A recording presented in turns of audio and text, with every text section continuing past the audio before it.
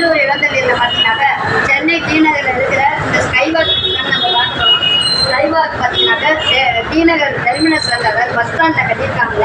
அங்கேருந்து நேராக போனீங்கன்னாக்கா மாம்பழம் ரயில்வே ஸ்டேஷன் இறங்கிடலாம். இப்போ கூட ஒருத்தர் கேட்டு போனார், எங்கே இருக்குங்க ரயில்வே ஸ்டேஷன் அப்படின்னு. என்கிட்ட வந்து பசங்க நிறைய பேர் கேட்குறாங்க, நான் பஸ்ஸில் வரும்போது ரயில்வே ஸ்டேஷன் எப்படி போகணும் எப்படி போகணும் அப்படின்னு கேட்குறாங்க. நான் சொல்லிவிட்டேன், அதுக்காக தானே இந்த பதிவு போடுறேன்.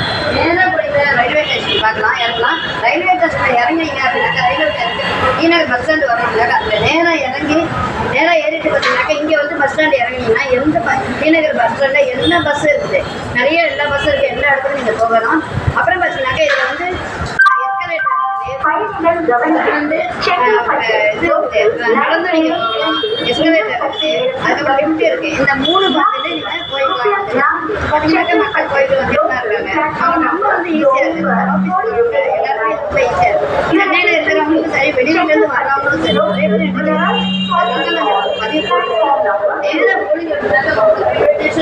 ரயில்வே ஸ்டேஷன்ல இருந்து வந்தீங்க அப்படின்னாக்கா டி நகர் பஸ் ஸ்டாண்டு அழகா நீங்க எங்க வேணா நீங்க பஸ்லயும் போய்க்கலாம், இங்கேருந்து போகணும் இங்கே ட்ரெயின்லயும் போனீங்க போய்க்கலாம், சென்ட்ரல் போய்க்கலாம், எங்கூர் போய்க்கலாம், எங்க வேணா நீங்க அங்கே போய்க்கலாம். ஓகேங்களா? இந்த பதிவு உங்களுக்கு பிடிச்சிருந்ததுன்னா சப்ஸ்கிரைப் பண்ணுங்க, லைக் பண்ணுங்க, கமெண்ட் பண்ணுங்க. என்றும் உங்கள் கலைச்செல்வி. நன்றி, வணக்கம்.